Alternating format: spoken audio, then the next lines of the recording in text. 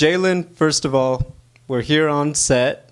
You're playing Waba, the Spider, the most dangerous assassin of the Boya gang. I mean, talk to me first off. When they tell you, "Hey, this is who you're going to be," what's your reaction to reading that kind of description? It makes me feel good. It's an honor. I feel like I can play that role really well, and I'm kind of a decent assassin in real life, so it works out. Now, there's obviously a lot of MMA people on this film, behind the scenes, on camera. How much are you saving personally on their stunt coordinating budget, since you could do your own stuff? I think I'm just helping our friends. It's fun. I don't look at it that way. I look at it like just here to have some fun and help out. Now, it's one thing, obviously, you're used to working hard. MMA is certainly no easy job. Acting, completely different animal, completely different beast. It's one thing to say, it's like, I'm just going to go out there and be cool. It's another thing like, hey, you have your lines. You have to really convey all that intensity with a camera on you. What are some of the challenges you're experiencing having shot a little bit now? Trying to scream on cue. That's like the hardest thing. I'm just like, it's not natural for me. Like it's weird. It's so weird. Like, I'll scream like after I'm done making weight because I get to go eat, and it's like finally. But just acting it out is kind of like. But I'm working on it, so it's fun. It's a work in progress. But I don't know. I like acting. It's fun. Now, for yourself, talk to me about those scenes. You're obviously with the bad guys, if I'm not mistaken. You guys are going after Daniel Moncada's character, Sicatriz. I mean, I guess what's that experience like? It's like, I actually got to go head to head with this guy on camera. I got to convey all that. It's like, what's it like playing a character as opposed to just, obviously in the cage, it's a real fight and there's real intensity there. It's more fun. It's like you don't have all the extra stress of actually getting hit or whatever the outcome may be. Like everything's scripted, but it brings a different vibe. It's like I'm usually never the bad guy in real life. I'm usually the good guy, but being the bad guy, it's a good change. It's fun. That's what everyone says. Dude, it's fun. It's really fun. After this next one, I'm gonna have to start playing the bad guy in real life. Let's talk some business. You're fighting Uros Medic. First off, it's going to be a minute since your last fight. Can you tell fans what's kept you out of the cage for a while now? Man, it's just been a lot of ups and downs, just personal stuff, and a break in my hand. I had to get a PRP on my hip after my last fight. I got sick. It's just been a bunch of stuff just keeping me out of the octagon. So I've just been taking my time. And I'm finally back. I wanted to fight a little sooner, but just precautionary wise, they gave me some time out just to make sure I get through the camp well. So I appreciate it. It'll be a year since my last fight. It's been crazy to think that I survived a year. So yeah, it's been crazy. I can't wait. Can we go back a little bit because, you get to the UFC, you've kicked it off a little bit up and down, but you finally did get over, the hump, getting those back-to-back UFC victories. Very big deal. I'm got to tell you, not everybody gets to that point. Obviously, you want to add to that, but what was that like? Because obviously, it's one thing to be in the big show, but I know every fighter, you want to not only be in the UFC, but you want to gain that momentum and move forward up the rankings. First fight, took a short notice up a weight class. I actually fight a lightweight, not welterweight, so I took that at welterweight. Didn't go my way. I had fun. It was a good fight. I felt like I did good. I showcased a lot.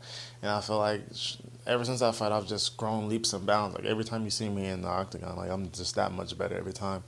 My last fight was a showcase.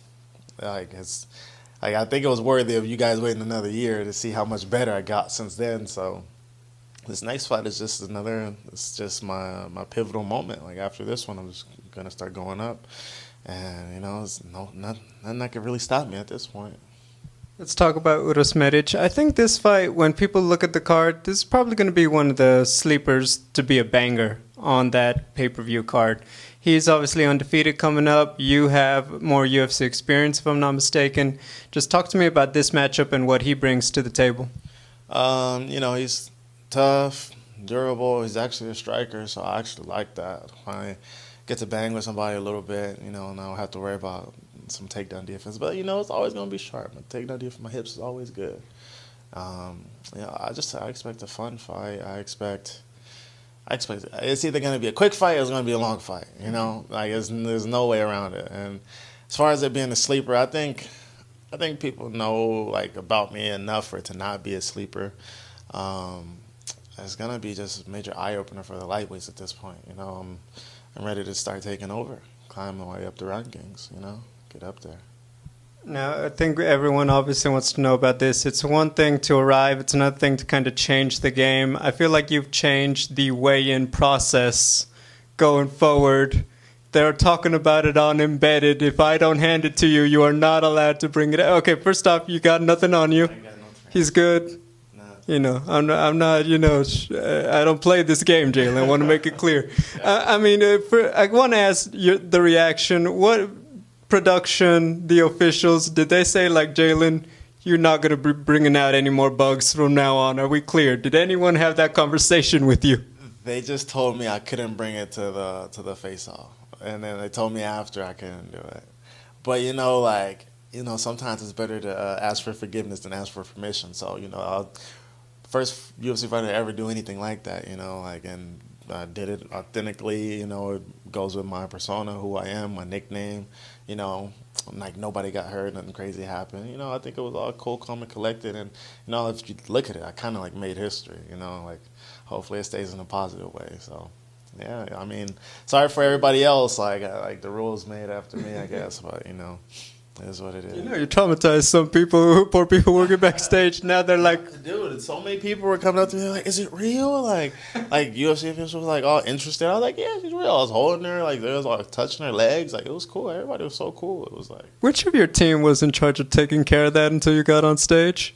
Me, I had it. Yeah, she came to me she was in my hotel room. The Tarantula, it's a female. She was in my hotel room. Does she have a name? It was Melanie. Okay. Yeah. So she stuck with me, chilled, kicked it, and then when it was time to go, I put her in my gym bag, and I was like, all right. I was gonna do it my last fight when I was gonna fight Thiago, but I was like, it just didn't feel right. I was like, I'm cool, and you know, that fight fell through, and then this fight I was like, I gotta do it. I'm for sure gonna do it. So I did it. I put her in my hand, and like people are like, she wasn't in my pocket. She was in my hand the whole time. So if you watch the weigh-in again, like she was in my hand, and I was just open my hand. So. Wasn't it, you don't have pockets on your drawers, you know. I ain't have pockets there, you know. So yeah. Okay, 2 questions. Do you still have Melanie? Like, is she over there eating bugs in her little cage at home, or did you have to like give her back to a pet store? My friend has her. And then finally, I guess the reaction, it was brought up on Embedded, and I think a lot of people, you know, it just keeps gaining notoriety. Nate Diaz, you know, and Nate Diaz, let's be honest, nothing phases him, and even he had a WTF moment. What's it been like seeing just other fighters now react to, you know, the fact that you kind of set the bar pretty high? I just think it's cool, you know, like I was a part of something like that, like. I got that reaction, you know, I get those reactions. It's cool, you know, people are like, oh, who's a Tarantula? And then, like, you know, just brings traction to my name, you know. Any publicity is good publicity, I guess, so it's just good publicity at this point.